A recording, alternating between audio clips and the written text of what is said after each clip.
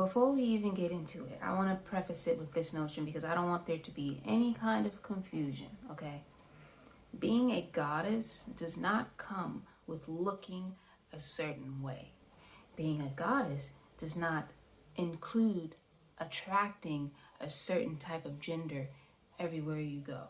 I want to preface this by saying that all forms that the great divine feminine chooses to manifest as, they're all the great mother. They're all the divine feminine, and all of them are equally as valuable. And for anyone out here who's having a little bit of a hard time struggling with that concept, we're getting that programming out today. Okay, so if you came here learning how to be magnetic AF or whatever trendy thing is going on right now, you might as well click off because this is not the video for you. Okay, now if we haven't met before, my name is Sage. It's good to see you. And if you've been here before, then welcome back. I'm so happy that you're here. In today's video, I want to talk about what it means to truly be the goddess of your reality. All right, so this is not going to be long at all. We overcomplicate things too much. It is so simple, and you're probably not going to like this answer. And that is, you become the goddess of your reality by simply remembering and internalizing that you have always been the goddess of your reality. You have always been a perfect extension of all there is. You are an expression of God, just as you exist. Nothing more, nothing less.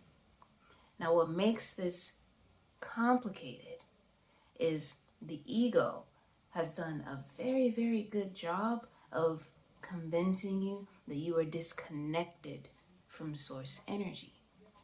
While you have been in this Maya, the game of life, you could look at it as if you created a Sims character and then you got lost in the sauce and you started believing you were the Sims character. That's pretty much a direct comparison of what's happening. So what you do is the process of unlearning. I'm gonna take it a step further and say it's not even a matter of unlearning. It's just gaining conscious awareness of the program that's been running in your mind since you were, 1 year old. I have developed a very simple formula for this. You learn to regulate your feelings, you shift your identity, and then you change your reality in terms of how to properly manifest. Realizing that you are the goddess of your reality happens in shifting your identity. But it is very hard to shift your identity if you don't know how to regulate the feelings that you have been ignoring or abandoning or being victim of your whole life. Regulating your feelings is just all about learning how to show yourself unconditional love, being the God to your child self. Because a lot of us who grew up in religion, whether we realize it or not, we're subconsciously looking for validation and acceptance from something outside of us. But when you learn to give yourself that validation and acceptance, you become that higher force that you were looking for your whole life.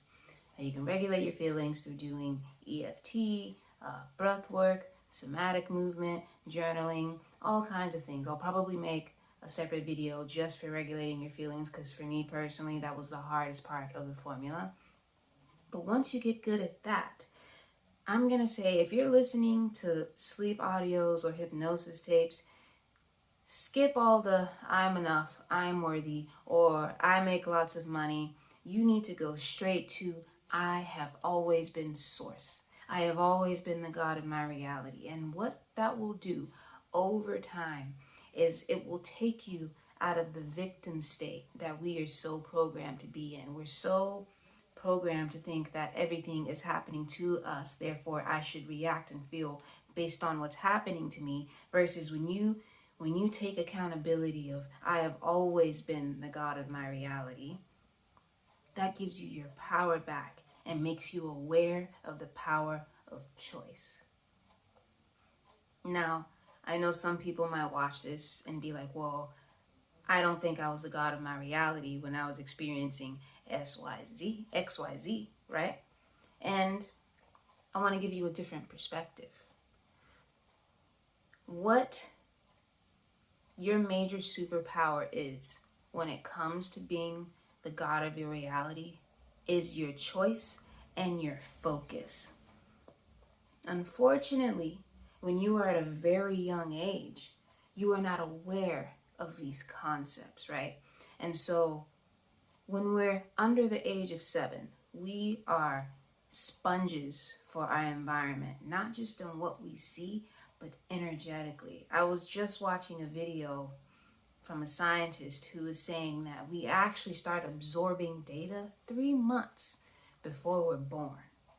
So if there is generational trauma, if there are certain things that are happening in the bloodline, such as, hopefully I don't get like a flag for this, but like incest or RAPE or any kind of like sexual assault, those things are not just actions, that is an energetic frequency that is flowing from person to person to person, okay?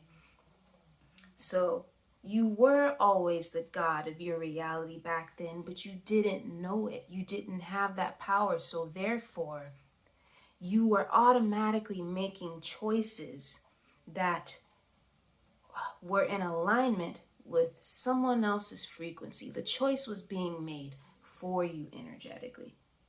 So I want to make that distinction. In no way am I going to be someone that says, oh, you manifested that reality. No, that's not the case. But if you are dropped into an environment where you don't know your own power, you're going to be a recipient of data that was already creating that environment you were born into. I hope that made sense. So, getting back into it, even then, when you recognize that you were the God of your reality through whatever traumatic experience that you went through, it'll give you compassion and understanding of even more how what happened wasn't necessarily your fault because you didn't know and the people around you didn't know. And it brings to mind that quote of in the Bible, and I heard Abraham Hicks say that we forgive people because they don't know who they are, so therefore they know not what they do. This is how you become the goddess of your reality. You take back all of the power that you have been giving to external circumstances, even when it comes to phrases of when someone pisses you off and you say, what you did made me feel this way. That is not accurate. What really happened is you bought into the story of what you perceived based on their behavior, and then you made the choice to feel a way about it. The power of choice is our greatest superpower. And the more we become aware of all the agreements that we choose to enter into with everything that we experience, that's the moment when you become powerful. There are times in my day where I'll have a thought of fear or something like that, and I will literally say in my mind, no, I choose not to enter into an agreement with that frequency. And then I move on throughout my day. But I would not be able to do that if I didn't learn how to regulate my feelings and then develop the awareness of everything I do is a choice. And that's it.